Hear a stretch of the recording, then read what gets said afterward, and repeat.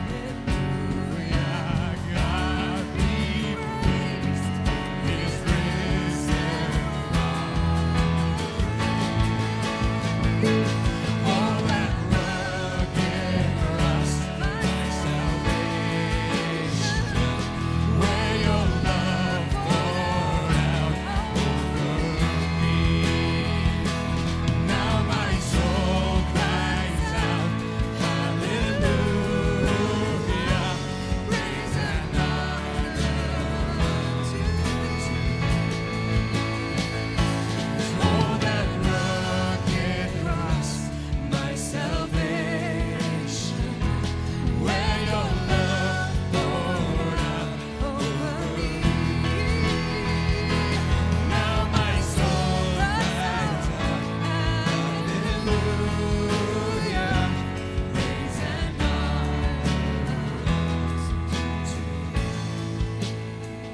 praise and honor to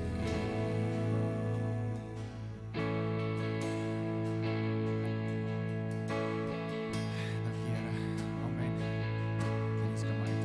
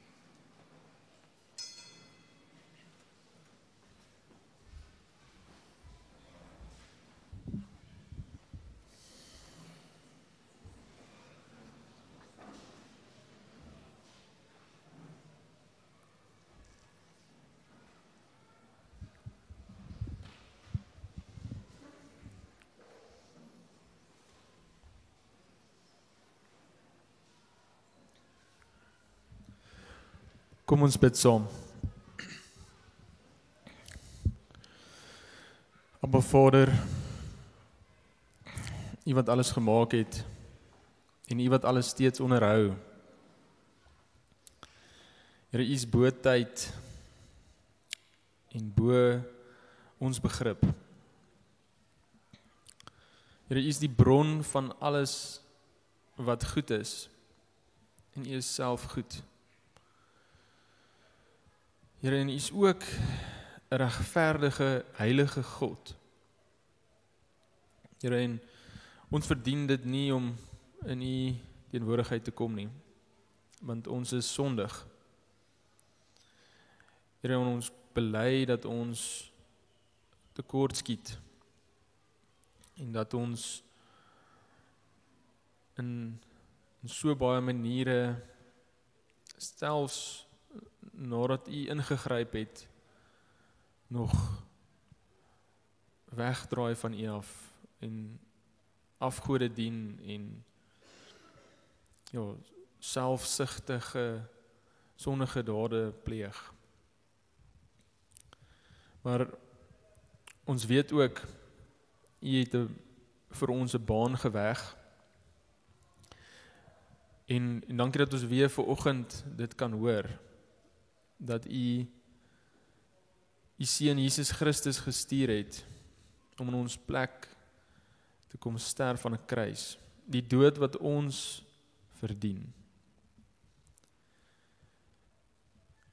Here, help ons om dit te begryp.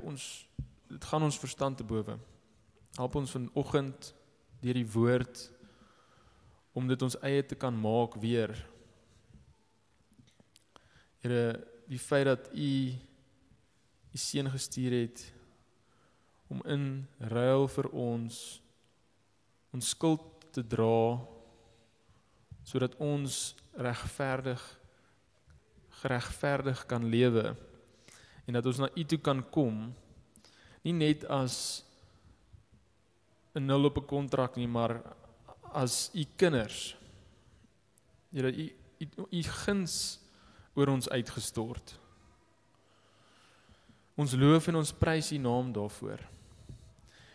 Dankie dat U sulke goeie Vader is en help ons om dit te glo. Amen.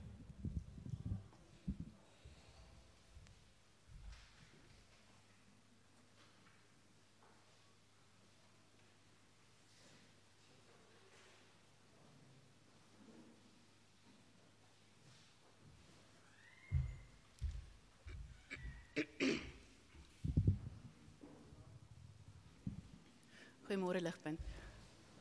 Matteus 27 vers 1 tot 26 in die 2020 vertaling.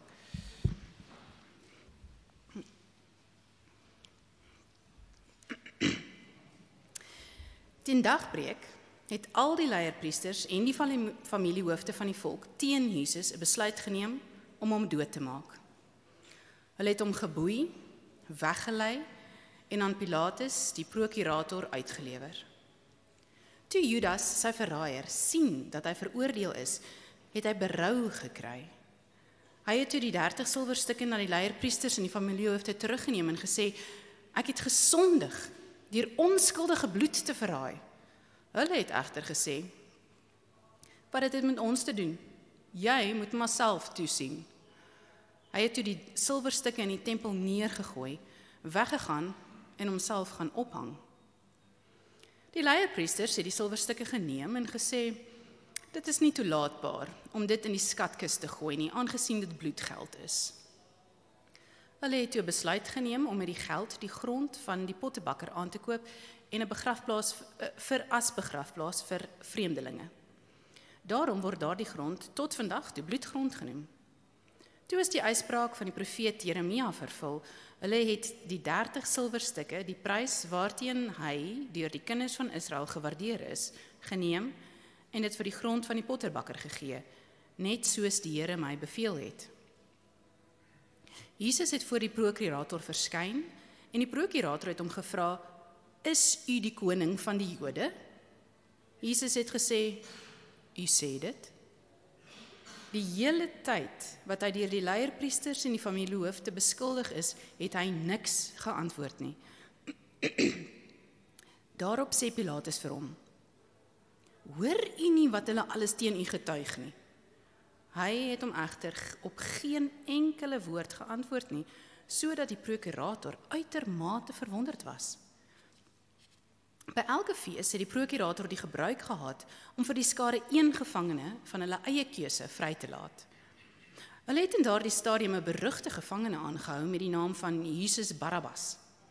Toe die skare byeen was, het Pilatus vir hulle gevra, wie wil julle hê, moet ek vir julle vrylaat? Jesus Barabbas of Jesus wat as Christus bekend staan? Jammer. Want hy het geweet dat hulle hom uit naaiwer oorgelewer het. Terwyl hy op die regsbank sit, het sy vrou 'n boodskap na hom gestuur.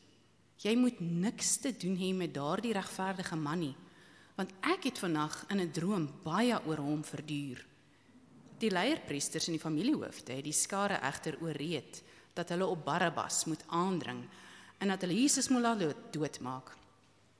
Die prokurator het hulle weer gevra, wie van die twee wil julle hê moet ek vir julle vrylaat? En hulle het geroep, Barabbas! Pilatus vra toe, wat moet ek dan met Jesus wat as Christus bekend staan doen? En hulle roep almal uit, laat hy gekruisig word. Hy het gevra, maar watter kwaad het hy dan gedoen? Hulle het egter nog harder geskreeu, laat hy gekruisig word. Toe Pilatus sien dat dit niks bereik nie, maar dat daar eerder 'n oproer kom, het hy water geneem en voor die skare sy hande gewas en gesê, ek is onskuldig aan die bloed van hierdie man. Julle moet maar self toesien.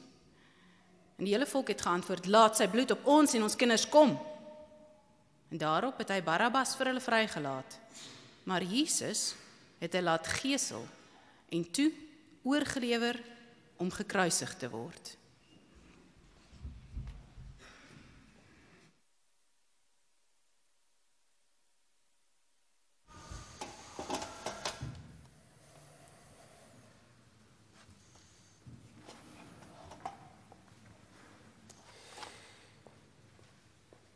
Goeiemôre Ligpunt en enige gaste wat dalk vandag die eerste keer by ons kuier. Ek dink dit is nog skoolvakansie as ek dit reg het, of ten minste my kinders was by die huis hierdie week.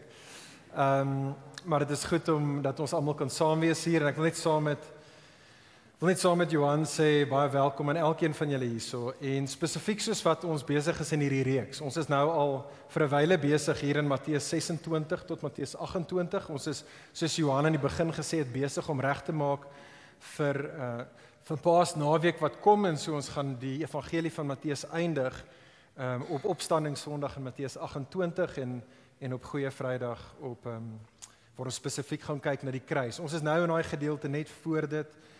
Weer eens soos altyd vriende, is hierdie so 'n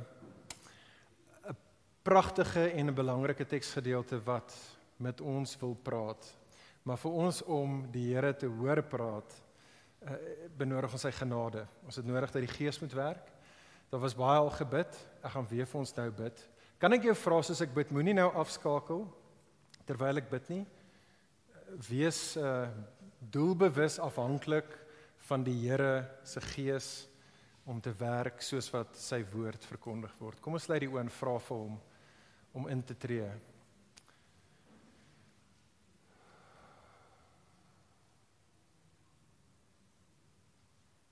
Vader, ons is meer behoeftig as wat ons op die beste van tye besef. Here, selfs in die midde van ons behoeftigheid is ons baie min bewus eintlik van die stand van sake waarin ons onsself bevind in en van onsself, soos wat ons in U aangesig staan. Here, ek bid dat ons vanoggend, soos wat ons na hierdie teksgedeelte kyk, dat ons Jesus beter sal leer ken. Ek bid dat ons ietsie vandag opnuut sal leer van Jesus se kruisdood en wat dit aan ons kommunikeer. Maar o Vader, moet asseblief tog nie laat dit vir ons net intellektuele kopkennis bly nie. Ons bid dat ons hierdie Jesus sal ontmoet deur sy kruis, dat ons in verhouding met U sal staan en ons lewens sal gee as offers aan U. Asseblief o Gees, werk ook nou. Ons bid dit in U Seun se pragtige naam. Amen. Vriende, dit is oor dink in die volgende paar weke is dit 'n internasionale rugby seisoen weer. Tyd vir Springbok rugby. Ek weet daar's 'n klomp van die ouens wat uitsien daarna. In Europa was dit nou al eintlik vir die laaste 2 maande het hulle al internasionale rugby gehad. Dit was die 6 nasies gewees. En die rede hoekom ek daarmee begin is 'n maand gelede was daar 'n artikel wat uitgekom het wat my oog getref het en net die opskrif gaan ek hier bo vir julle wys. Maar in die opskrif soos wat hulle nou daar besig was met die Six Nations rugby, dit was net voor die groot Ierland Frankryk game, dis soos die groot game in die 6 nasies gewees. Net voor dit was hierdie artikel uitgekom. Ek lees vir ons die titel. Dit het gesê 3 key things for Crux Island versus France Six Nations match. Jammer ouens, ek gaan nie vandag oor rugby gesels nie. Maar ek wil wel hê dat ons net vinnig moet kyk na daai woordjie wat ons baie kere hoor, maar nooit regtig oor stop en oor dit reflekteer in die woordjie crux, wat daar in die sin is. Die woordjie in Afrikaans praat ons van crux, die crux van 'n saak. Nou, daai woordjie, as ek 'n definisie vir dit moet gee, beteken natuurlik die belangrikste aspek van 'n betrokke saak. Dit is wat die crux van 'n saak is, dit is die belangrikste aspek. Die crux is die kernpunt waarop alles anderste berus. Die crux is dit waarom alles anderste draai. Dit is wat die crux van 'n saak is. En ek weet nie of jy bewus is hiervan nie, maar die crux is 'n Latynse woord vir die kruis.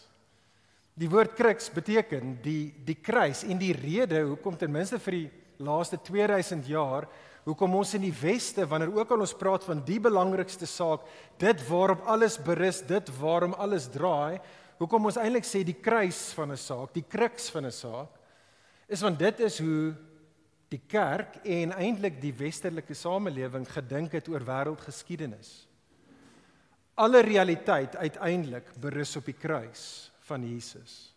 Alles uiteindelik draai om die kruis van Jesus. Dit is hoekom ons hier in die weste, ons tydlyne, alles op Jesus het. Alles is of voor Christus of na Christus, en in die lewe van Christus is die crux van Jesus se lewe die kruis. En wat ek wil hê ons vandag moet doen, soos dat vriende, ons almal eintlik behoort ons harte voorberei en regmaak vir Goeie Vrydag, wat net om die draai is vir ons, is ek wil hê ons moet vandag 'n klein bietjie nader staan en as dit ware met 'n vergrootglas net weer vir onsself afvra, wel, wat is die crux van die kruis? Wat is dit wat die kruis die crux van wêreldgeskiedenis maak? Want ek dink dit is regtig wat Matteus en Matteus 27 in hierdie gedeelte wat vir ons gelees was, eintlik wil ek en jy moet ook verstaan en besef. So vriende, asseblief hou tog jou teksgedeelte byderhand. Nou, hou jou Bybel byderhand of jou teksgedeelte byderhand. Ons wil saam sien wat God vir ons hierso sê. Soos ons reeds genoem het vanoggend, ons is besig met hierdie reeks wat ons getitel het in Matteus 26 tot 28, die kruispad. En ons kyk hier na die laaste dae, selfs die laaste ure, soos wat Jesus op pad kruis toe is. Nou daar's 'n woordjie wat deur Matteus 26 tot 28 baie belangrik is. En dit was in Matteus 26 wat ons nou net mee klaar gemaak het, 9 keer herhaal. Ons het nie daarna eers verwys nie. Die woordjie wat 9 keer in die vorige hoofstuk herhaal was die woordjie oorgelewer of uitgelewer. Die idee dat Jesus word oorgelewer, uitgelewer. Dit is dieselfde woordjie wat ook in hoofstuk 26 beskryf wie Judas is. Hy is die verraaier. Daai woordjie is presies dieselfde woordjie, die een wat oorlewer of die een wat uitlewer. 9 keer in hoofstuk 26 het Matteus daai drom geslaan en ek wil hê ons moet sien hoe in ons gedeelte is dit nog steeds die groot drom wat hy hierso slaan. Kyk gou vinnig saam met my. Hou jou Bybel byderhand. sien jy daar in vers 1 van ons gedeelte? Die godsdienstige leiers, die familiehoofde besluit om Jesus dood te maak nou en om hom aan Pilatus uit te lewer, oor te lewer. Weer daar kry ons daai woord. Vers 3. Judas word die verraaier genoem, die een wat nou vir Jesus, weer eens die een wat vir Jesus uitgelewer het. In vers 4 bely Judas, hy sê ek het Jesus uitgelewer, ek het hom verraai, ek het hom uitgelewer. Dit word weer beklemtoon aan die einde van ons gedeelte, sien jy daar in vers 18, Matteus weer eens maak dit duidelik, hy wil hê ons moet besef, Jesus word uitgelewer, en dan eindig ons gedeelte, sien jy vers 25, die laaste gedeelte van dit, met Pilatus wat dan Jesus oorlewer, wees hulle idee oorlewer, om gekruisig te word. Vriende, die punt is duidelik. Die punt is, Jesus is volstoom op pad kruis toe. Daar's net een pad vir Jesus en dit is pad kruis toe. Alles werk saam om Jesus by die kruis te kry, dat hy kan gaan sterf. En die vraag wat ek wil hê ons vanoggend oor moet gesels is, maar hoekom? Hoekom word Jesus uitgelewer en is hy volstoom op pad kruis toe? Nou wat ons vandag na wil kyk is nie so seer bloot vanaf 'n menslike perspektief af hoekom moet Jesus kruis toe gaan nie, maar baie meer belangrik. Ons wil vanaf 'n goddelike perspektief af net weer eens onsself herinner oor hoekom God vir Jesus kruis toe stuur. En in hierdie storie wat ons na kyk vandag in Matteus 27 is daar 3 bewegings wat ek wil hê ons moet sien. En die 3 bewegings help ons om te verstaan hoekom Jesus kruis toe gaan, hoekom Jesus moet sterf. Hier is my 3 opskrifte, hier is die eerste ene wat ek wil hê ons moet sien. Kyk saam met my in die teksgedeelte vers 3 tot 10 vriende, die vervloektes. Sien raak saam met my die vervloektes. Laasweek, as jy hier was, laasweek toe Dewald gepreek het ons gesien, dit het afgespeel in die middernagtsure. Kan jy onthou op daardie stadium was Jesus voor die Sanhedrin gewees, as jy nie hier laasweek was nie. Jesus was onder kruisverhoor gewees. Nou lees ons die son het opgekom. Dis nou dagbreek. Die godsdienstige leiers en die familiehoofde het nou reeds besluit, right, ons gaan vir Jesus doodmaak. En so nou word hy, sien jy vers 2, geboei. Jesus word weggelei en dan word hy aan Pilatus uitgelewer. Pilatus is die Romeinse gouverneur. Nou sien raak, dis eers in vers 11, waar Jesus dan by Pilatus gaan uitkom. In vers 2 hoor ons, hy word uitgelewer, maar eers vers 11, wat hy aankom by Pilatus, dit is asof Matteus eers die kamera vat en hy skuif die kamera eers vanaf Jesus af, en hy skuif dit eers terug op 'n ander insident, wat ek en jy moet verstaan, anders dan gaan ons nie die Pilatus insident verstaan nie. En so die kamera zoom in op 'n gesprek wat gehef was tussen Judas en die godsdienstige leiers. En dit is wat ons daar het in vers 3 tot 10, en wat ek net vir 'n oomblik wil hê ons moet sien. So probeer saam met my hierdie storie imagine, as jy sou kon. Judas sien dat Jesus is veroordeel. Hy besef, okay, nou het gebeur presies dit wat hy wou gehad het. Jesus word veroordeel, en nou het Judas berou. Vriende, ek dink ons gee partykeer vir Judas so klein bietjie te veel van 'n bad rap. Ek dink daar's geen rede om te dink dat Judas nie hier opreg berou het nie. En so hy gaan na die godsdienstige leiers toe. Judas gaan erken aan die godsdienstige leiers. Hy sê, hoorie, ek het gesondig. Hy sê, ek het gesondig. Hy sê, hierdie 30 silwerstukke wat julle vir my in die vorige gedeelte wat ons gesien het, hierdie geld wat julle my betaal het vir Jesus, hier is dit, vat dit terug, ek wil dit nie hê nie. Wat sê die godsdienstige leiers? Hulle lag hom af. Hulle sê vir Judas, dis jou probleem, sorteer dit self uit. Dis letterlik wat hulle daar sê. Jou probleem, sorteer dit self uit. Dis wat Judas doen. Hy sorteer dit uit. Hy vat die muntstukke, hy gooi dit in die tempel en hy gaan pleeg selfmoord. Matteus vertel vir ons met die geld wat lê in die tempel, besef die godsdienstige leiers, hulle kan nie daai geld terug in die skatkis sit nie, so wat hulle doen is, hulle vat die geld, hulle gaan koop 'n veld wat aan 'n pottebakker behoort het, sê Matteus, en hulle maak dit 'n plek wat 'n begrafplaas gaan word vir vreemdelinge. Die woordjie daar vir vreemdelinge is letterlik vir die wat nie in verhouding met God staan nie, wat nie in 'n verbondsverhouding met hom is nie, die wat afgesny is van God. Hierdie raak 'n begrafplaas vir afgesnydes. Nou vriende, ek en jy het nodig om vir onsself te vra, wat gaan hier in die storie aan? En soos in die res van die Nuwe Testament, vriende, is dit so belangrik vir jou en vir my om te verstaan, ons kan nie die Nuwe Testament verstaan as ons nie die Ou Testament lees nie. En ek wil vir jou sê, dit is nog soveel meer belangrik wanneer dit kom by die evangelie van Matteus. Amper alles wat Matteus vertel, amper elke lyntjie of elke paragraaf ten minste, is hy besig om te riff off of the Old Testament. Hy is heeltyd besig om na die Ou Testament te verwys. En so ook hier, en die spesifieke ding hier in ons gedeelte, word gevind in daai woordjie in vers 4 wat Judas sê, as hy praat van die stort van onskuldige bloed. Vriende, ek weet nie of jy dit besef nie, maar die idee van wat moet gebeur wanneer onskuldige bloed gestort word, is 'n baie groot tema in die Ou Testament. Waar begin dit? Genesis 4, Kain en Abel, Kain wat sy broer Abel se onskuldige bloed stort, God wat vir hom sê, jy is vervloek.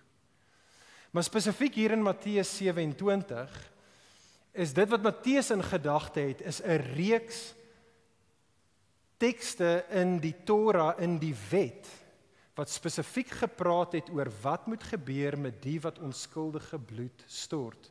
Ek gaan dit net vir ons lees, ek gaan nie julle nou verduidelik nie, want ek wil hê, ons moet net 'n idee kry vir die agtergrond waarin Matteus hierdie insident vir ons vertel. Kyk saam op die skerm, Eksodus 23 vers 7, word daar gesê, hierdie is alles uit die wet uit, hierdie is wat moet gebeur as onskuldige bloed vloei. Die onskuldige en die regverdige moet jy nie om die lewe bring nie, want ek sal die een wat skuldig is daaraan nie regverdig verklaar nie. Deuteronomium 19 vers 10, indien onskuldige bloed vergiet word, sal daar op die een wat dit vergiet het, bloedskuld op daardie persoon rus. Daardie skuldige of skuldiges vers 13 moet uitgeroei word, sodat dit kan goed gaan met die volk. Numeri 35 vers 31, verder sê die wet, julle mag nie vrykoopgeld aanvaar vir die lewe van 'n moordenaar wat ter dood veroordeel is nie, want hy moet beslis sterf. Vers 33, vir die land word nie versoening gedoen vir die bloed wat daarin vergiet is nie, behalwe deur die bloed van hom wat dit vergiet het. Deuteronomium 27 vers 25, vervloek is die een wat 'n omkoopgeskenk aanvaar om onskuldige bloed te stort. Vriende, hoor asseblief tog mooi, dit is wat aan die afspeel is in ons gedeelte in Matteus 27 vers 3 tot 10. Vriende, Judas besef, hy staan onder die regmatige oordeel van God. Judas probeer dit ontduik, maar hy kan nie. Oordeel moet geskied en dit geskied. Ek persoonlik dink die rede hoekom hy selfmoord pleeg, sy lewe neem is, want dit is wat die wet vereis. Daar's geen uitkomkans vir jou nie. As jy dit nie kan beredder nie, dit is nodig dat 'n lewe vir 'n lewe geneem moet word. Ek dink dit is hoekom hy selfmoord pleeg.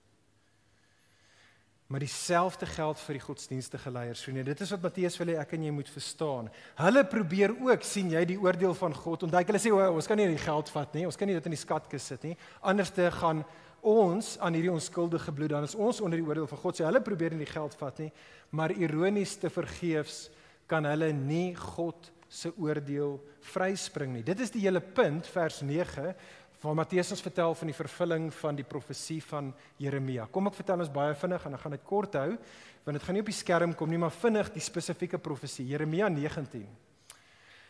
Die Here sê vir die profeet Jeremia, luister, my land is afvallig, my mense is goddeloos, hulle aanbid die afgode. Jeremia gaan koop by 'n pottebakker 'n kruik. En dan vat jy daai kruik en stap jy na die potskerf ingang toe by die stad. So daar's hierdie een ingang by die stad van Jerusalem, genaamd die potskerf ingang. Jy kan dit gaan lees in Jeremia 19. Dan vat jy daai pot, jy vat daai kruik en voor almal gaan gooi jy dit neer, laat dit in skerwe spat. En in Jeremia dan sê jy vir die volk, hierdie kruik verteenwoordig my volk. Soos wat gebeur hier met die kruik, dit is Israel, wat met julle sal gebeur. Hoekom? Jeremia 19 vers 4, want julle het hierdie plek gevul met die bloed van onskuldiges. Sien jy wat hier gebeur? Hulle dink, ons het 'n manier gekry, ons kan die oordeel van God vryspring ten spyte van ons ongeregtigheid. Matteus sê vir ons, hulle kan nie. Hulle dink hulle doen, oordeel is op pad. Oordeel is op pad. Vriende, ek is seker dat meeste van ons is vertroud met die term kangaroo court. Wat 'n kangaroo court is. Nou, dis nogals moeilik om uit te vind wat die oorsprong van dit. Dit is nie Australië apparently nie. Maar niemand regtig weet waar kangaroo court vandaan kom nie, maar ons almal verstaan wat dit beteken, nê? 'n Kangaroo court verwys na so spoeg en plak hofgeding, 'n onregmatige verhoor waar geregtigheid nie geskied nie en waar ongeregtigheid seevier. Dink ons almal weet so 'n bietjie en sien in hierdie wêreld 'n klomp kangaroo courts. Vriende, die punt is, dit is presies wat in die vorige gedeelte afgespeel het. Net in die ure voor ons gedeelte by die Sanhedrin, dit was 'n kangaroo court, waar die onskuldige hanteer was asof hy die skuldige is. Nou kry ons die teenoorgestelde. Matteus sê vir ons, hoor hierso, onthou net, ja, dit is so, dit het daar gebeur met Jesus. Maar daar's die ware regter, daar is die goeie regter. Reg en geregtigheid sal geskied. Niemand kan dit ontduik nie. Die wat die straf verdien, sal die straf ontvang. Vriende, dit is wat Matteus hier vir jou en vir my sê, en ek weet nie of jy al ooit gestop en daar gedink het, die vriende, maar dit is goeie nuus. Voordat ons oor enigiets anders te dink, ek hoop, as jy hoor dat daar is 'n goeie regter, 'n God van geregtigheid, wat reg en geregtigheid sal laat geskied. Daar's baie Sanhedrins in hierdie wêreld, waar dit vir ons lyk asof die baddies wegkom, maar op die ou einde van die dag is daar net een in die regsbank, dit is die Here, en reg en geregtigheid sal geskied. Vriende, dit is goeie nuus. Dit is so goeie nuus vir jou en vir my, is dit nie? Stop en reflekteer net vir 'n oomblik saam met my hieroor, vriende, en laat dit jou bemoedig. Elke boosheid in hierdie wêreld, elke ewel sal aangespreek word.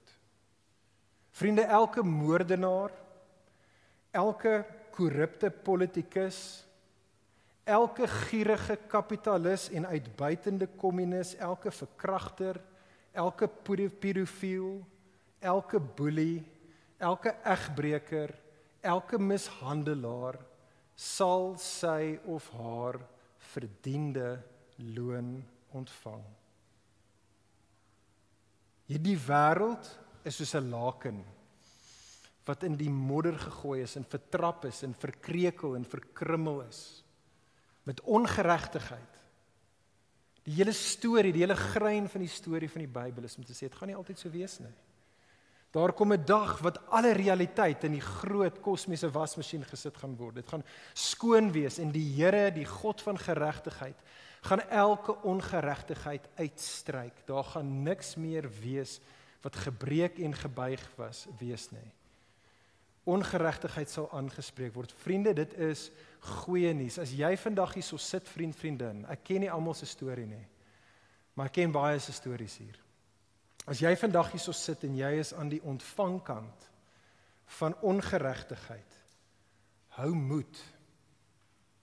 Daar is 'n God van geregtigheid, reg en geregtigheid gaan geskied.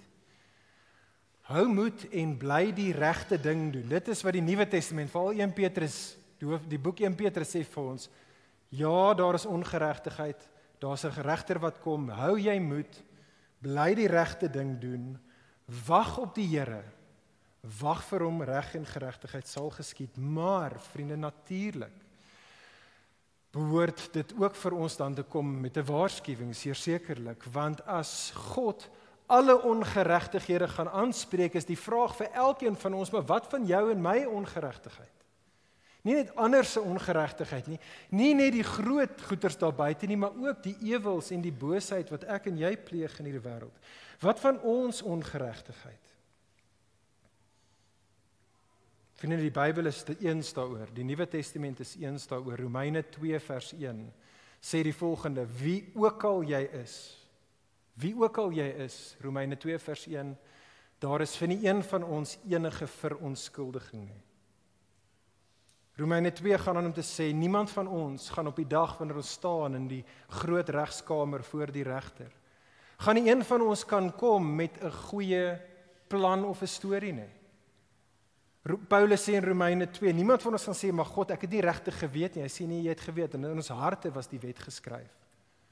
En niemand van ons wat sê, hoorie, maar ek's baie godsdienstig gewees, dit gaan my van die hoek af kry nie. Paulus sê, dit gaan nie.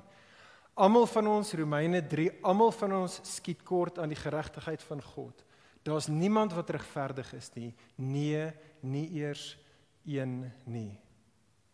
Vriende, ons het nodig om dit net weer te hoor.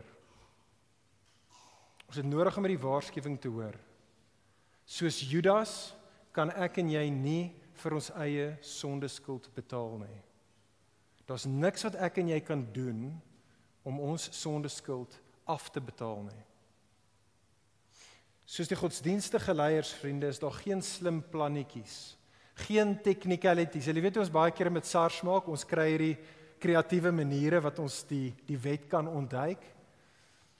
Dis in 'n mate wat wat hierdie godsdienstige leiers met God se wet probeer maak, en dit werk nie. Daar's geen slim plannetjies wat ek en jy kan maak om onsself off the hook te kry nie. Nee, Romeine 6 vers 23, die loon van die sonde is die dood. Dit is die begrafplaas vir die wat afgesny is van God af. En so die vraag dan vir jou en vir my is, wat staan ons te doen? As ek en jy kort skiet aan die geregtigheid van God, en as daar niks is wat ons in en van onsself kan doen nie, wat staan ons te doen? Is daar enige hoop vir jou en vir my? En die antwoord is ja, natuurlik, daar is ons hoop, want daar is 'n verlosser. So kyk saam met my na vers 11 tot 14. Vriende, ons het gekyk in vers 3 tot 10, het ons daar gesien die vervloektes, maar sien raak in vers 11 tot 14 die verlosser. So die kamera skuif nou oor na hierdie gesprek, hierdie insident tussen Jesus en Pilatus. Pilatus in vers 11 vra die $1 million question. Hierdie is die groot vraag. Hy vra vir Jesus, Jesus, is u die koning van die Jode? En Jesus amper frustrerend antwoord hom op 'n baie vaag manier. Jesus sê vir hom, u sê dit. Jesus, hier is jou geleentheid. Come on. U sê dit. Soort van ja, soort van nee, is nog steeds 'n bietjie vaag. Maar vriende, die klem in hierdie verse, hier reg in die middel van die gedeelte, hierdie is die hart van ons gedeelte. Die klem hier is nie so seer in wat Jesus sê nie. Die klem hier is in wat Jesus nie sê nie. Kan jy sien hoe Matteus dit vir ons herhaal, dat ek en jy die regte punt sal sien? Vers 12, soos die godsdienstige leiers Jesus vals beskuldig, sê Matteus, hy Jesus het niks geantwoord nie. Toe Pilatus hom probeer kry om vir homself op te staan, kom nou Jesus, kom, jy kan beter as dit doen, sê Matteus dit vir ons 'n tweede keer. Hy Jesus het egter op geen enkele woord geantwoord nie. Vriende, in die punt moet nie gemis word nie. Weer eens, jy kan nie verstaan hoekom Jesus hier stil bly as jy nie jou Ou Testament ken nie. Hierdie kom uit seker een van die beste en belangrikste tekste in die Ou Testament, Jesaja 53. Kyk saam met my op die skerm. So die profeet Jesaja het hierdie profesie oor God se verlosser wat gaan kom.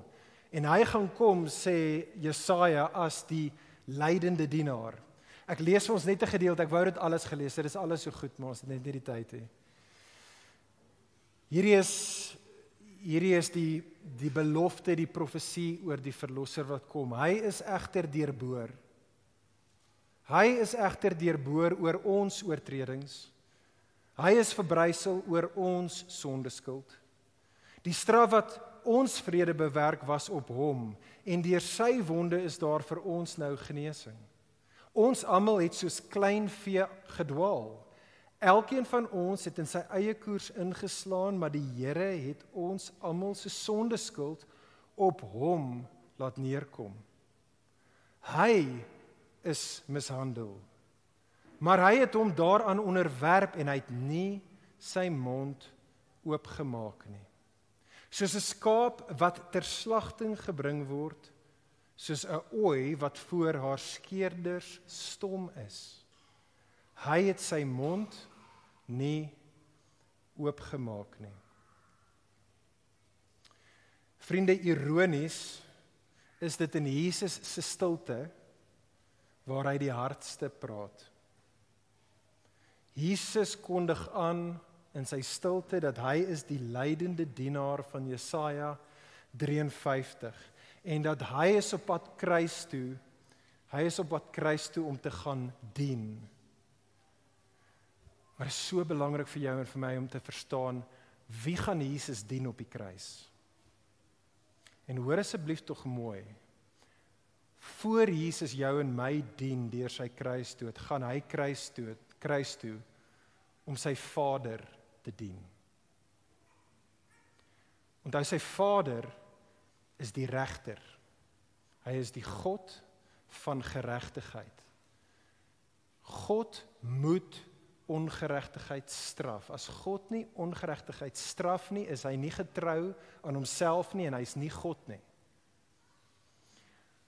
Maar nie net is hy die God van geregtigheid nie, hy is ook die God van barmhartigheid. Hy wil nie net sonde straf nie, hy wil sonde vergewe.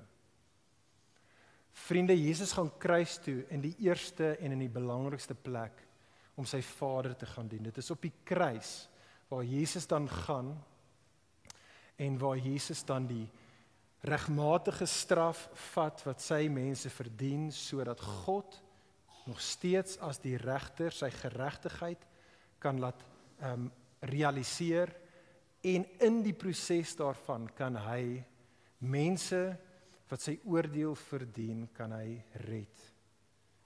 Vriende, die kruis is die plek waar Jesus plekke ruil, uiteindelik dan met ons.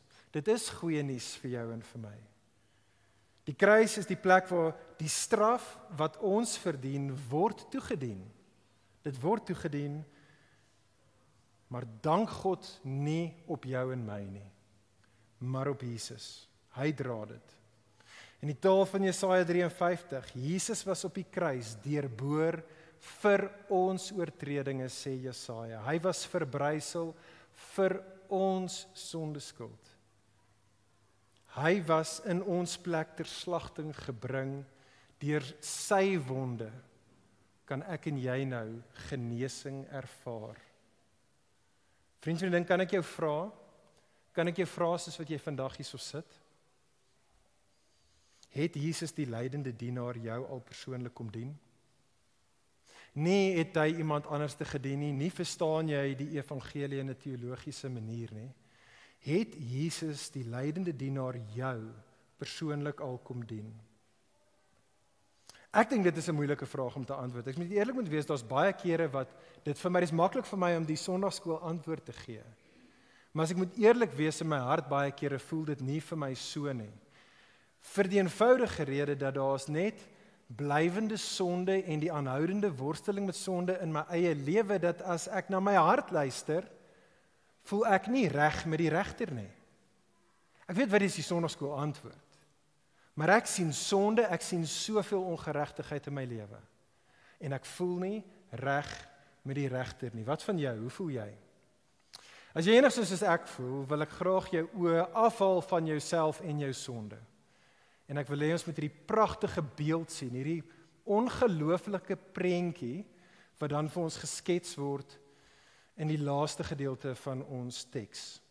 In vers 15 tot vers 26. So ons het gekyk na die vervloektes.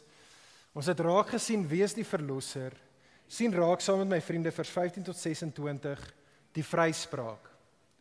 Die vryspraak. So dis baie duidelik, nee, in die tweede gedeelte is duidelik dat Pilatus dink dat Jesus is onskuldig. Vers 19 in ons teksgedeelte maak dit duidelik dat Pilatus se vrou dink ook dat Jesus onskuldig is. Sy het hierdie droom gehad en in haar droom is dit baie duidelik dat Jesus is 'n regverdige man. So dis baie duidelik wat Pilatus dink.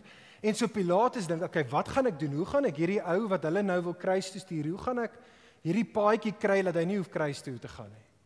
En so Pilatus kom met 'n nogal 'n slim plan vorendag, want elke jaar kan die Romeinse goewerneur kan hy een gevangene laat vrylaat. Onthou hierdie fees wat hiervan gepraat word en is belangrik ook, is in die vorige hoofstuk is die Paasfees. Op die Paasfees kan een gevangene vrygemaak word. So Pilatus gaan af na die tronk toe en hy gaan letterlik daar en hy gaan in die heel dodgieste gedeelte van die tronk en hy gaan soek die mees dodgieste, korrupste skerminkel in die tronk wie hy kan kry en is 'n ou met die naam van Barabbas. En hy kry vir Barabbas en hy sit vir Barabbas en vir Jesus en hy plaas albei van hulle voor die ganse volk waar daar is. En hy sê reg so. Okay, en hy dink hoor hier is 'n slim plan. Hy sê reg so. Wie wil julle hê moet ek vrylaat?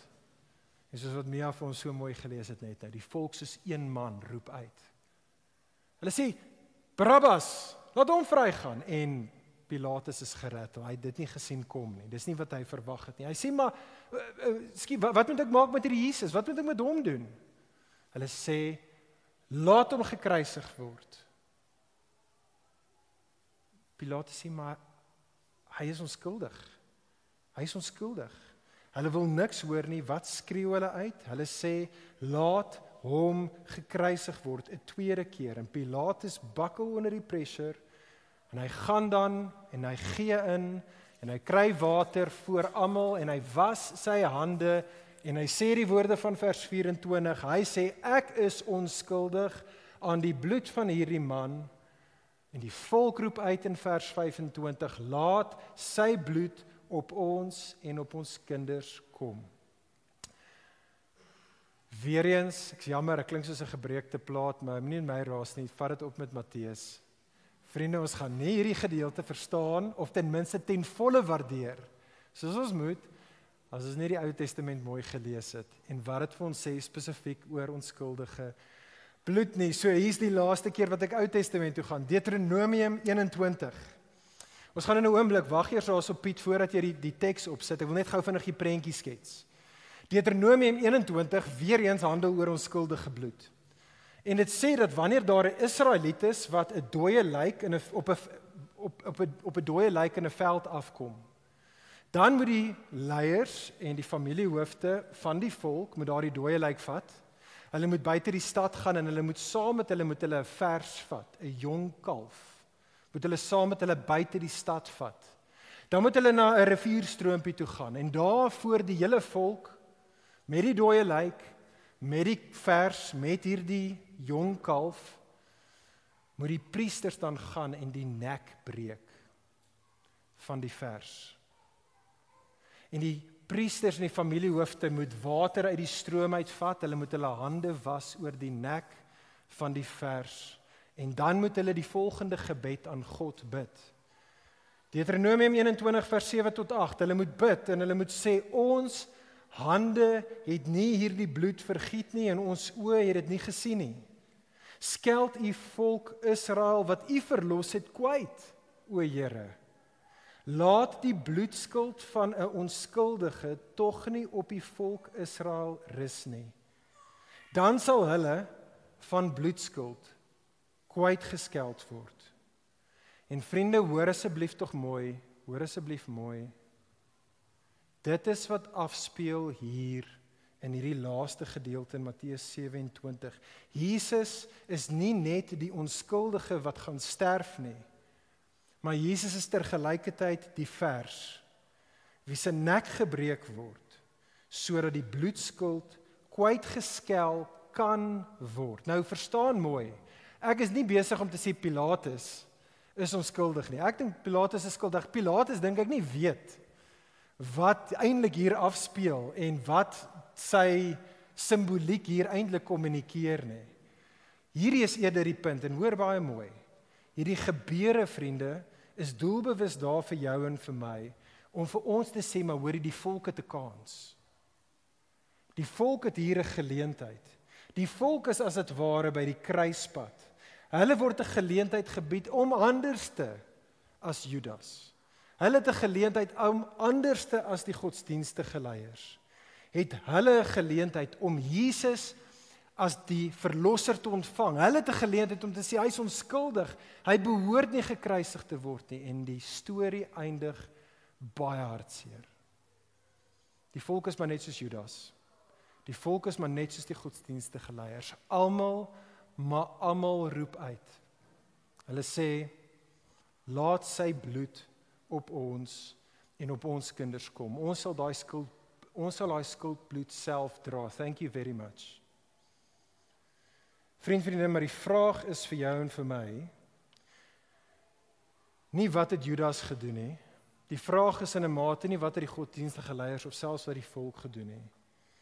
Die vraag vir elkeen van ons vanoggend hier is, wat maak jy met Jesus? Nie wat maak jou man met Jesus, of wat maak jou kinders met Jesus, of wat maak jou pa met Jesus, of jou werkskollega met Jesus nie. Vriendin, wat maak jy met Jesus? Want hoor asseblief tog mooi, daar is net twee opsies. Die kruispad waar ons opkom, soos wat ons voor die kruis van Jesus staan, daar's net twee opsies. Die een opsie is vers 25, ek en jy kan soos die volk, baie vol bravade, kan ons staat maak op ons eie geregtigheid. Ek en jy kan tegnies Jesus verwerp en vers 25 sê, laat sy bloed op ons en op ons kinders kom. Dit is 'n opsie. Dis 'n paadjie waarop miljoene afstap. En dan is daar die ander paadjie. Ons kan ons ongeregtigheid bely. Ons kan amper wees soos wat die volk in Deuteronomium 21 gedoen het. Toe hulle daarso sê, laat hierdie vers sterf in ons plek. Ons kan ons ongeregtigheid bely. Ons kan Jesus as die verlosser, as die vers erken. En ironies, dan kan ons dieselfde woorde uitspreek van vers 25, maar nou bedoel ons iets heeltemal anders daarmee. Ons kan kyk na Jesus se kruisdood en ons kan vers 25 sê en ons kan sê, o God, laat Jesus se bloed tog op ons en ook op ons kinders kom. En so vriende, kom ons wees wys, kom ons kies die regte pad. En hierdie is hoekom ek jou regtig wil aanspoor om te doen. En ek gaan hiermee afsluit. Ek wil jou aanspoor vandag opnuut om seker te maak dat jy stap en jy vertrou in die bloed van Jesus, want jou en my storie kan dan eindig soos die storie van Barabbas. Ons kan Barabbas wees. Jy sien in vers 17 in die ADV vertaling wat ons hier het, noem hulle vir Barabbas Jesus. Jesus Barabbas. Party van die vertalings wat jy mag hê, sê Jesus Barabbas, anders sê net Barabbas. Die rede hoekom die vertaling sê almal saamstem nie is want party manuskripte het dit in en ander dit nie. Maar eintlik is dit irrelevant. Jy hoef net te kyk na die klou van die naam Barabbas. Want jy sien, Barabbas beteken seun van die Vader. Dis wat Barabbas beteken. Matteus is baie duidelik. Hy's besig om hierdie twee karakters vir jou en vir my op te speel. Hy sê hierdie twee gaan saam. Daar is Barabbas, die seun van die Vader, en daar is vir Jesus, die seun van die Vader. En die pragtige prentjie, vriende, is hier is 'n ruiltransaksie aan die gang. Hier is hierdie pragtige prentjie waar hy, die skuldige Barabbas, word nou hanteer soos die onskuldige, want die onskuldige Jesus gaan op die kruis hanteer word asof hy Barabbas is. Vriendin, dit is die geleentheid vir elkeen van ons. Elkeen van ons, ek weet nie wat is jou sonde en wat is die verskriklike ongeregtigheid in jou lewe nie. Die Here weet dit en jy weet dit. Die goeie nuus is elkeen van ons kan uit hierdie kamer uit hierdie vertrek uit vandag hier stap as 'n seun of 'n dogter van die Vader. Ons kan nie uitgaan, vrygelaat, vrygespreek. Mag dit waar wees van elkeen van ons. Kom ek bid vir ons.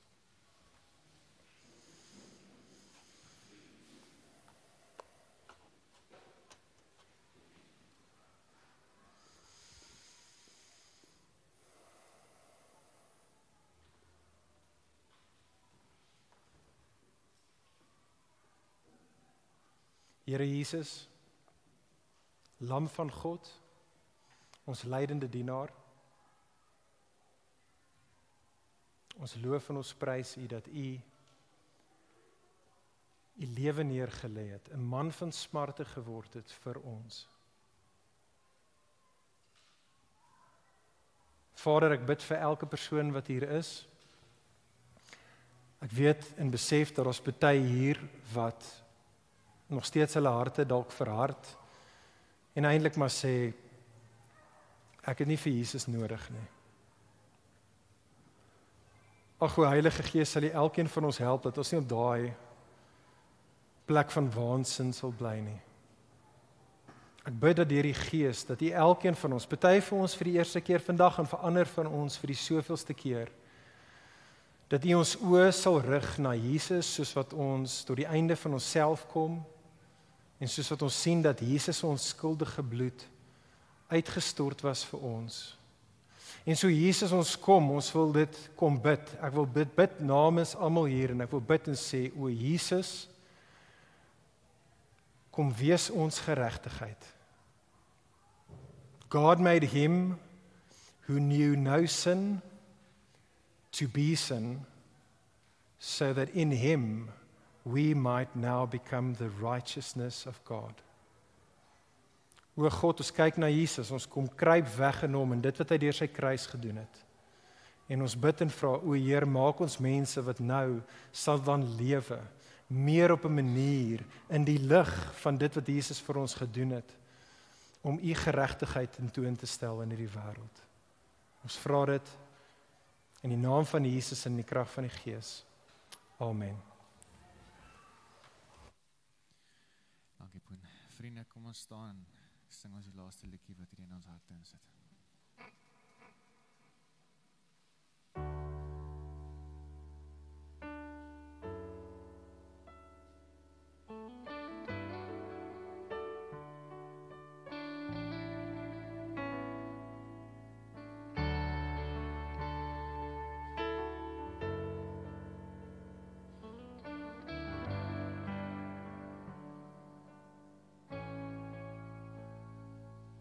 Aanskou die kruis van Golgotha, die koning wat my sonde dra.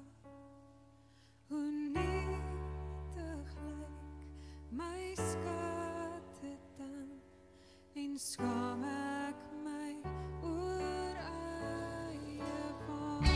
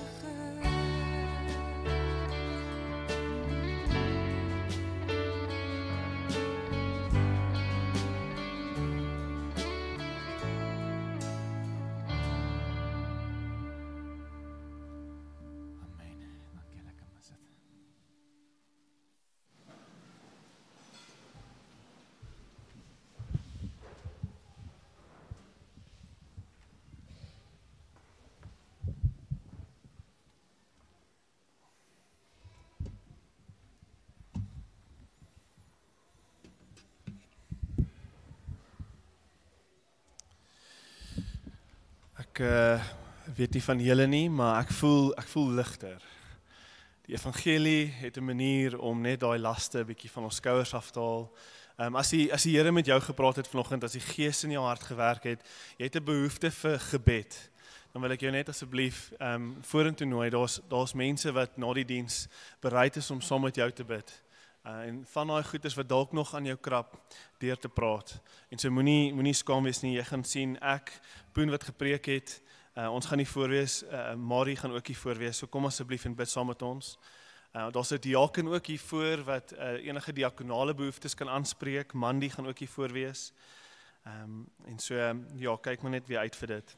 As jy wil deel raak van ons kerk of nuus wil hê oor ons kerk, daar buite by die kontakpunttafel, Dean en Caitlin gaan daar buite wees. Hulle sal enige vrae kan beantwoord. En natuurlik op julle blaadjies sal julle sien die belangrikste inligting is daar, maar ek wil julle net weer herinner, die 18de is daar weer 'n diens, dis 'n Vrydag van die Paasnaweek. Ek wil net die laaste ding vinnige afkondiging maak weer eens oor ons app. Net vinnig om te sê, ons gaan nie meer WhatsApp gebruik nie, ons het wegbeweeg van WhatsApp af. Die app gaan regtig 'n primêre kanaal van kommunikasie wees, en ek wil net gou vir julle 'n paar goedjies gewys het. Die eerste ding wat julle behoort te sien hierbo, is dat julle die app kan gaan aflaai, Church Center, is net as jy wil deel wees van die kommunikasie, lewe van Ligpunt, hierdie is nou waar jy hierdie inligting kan kry.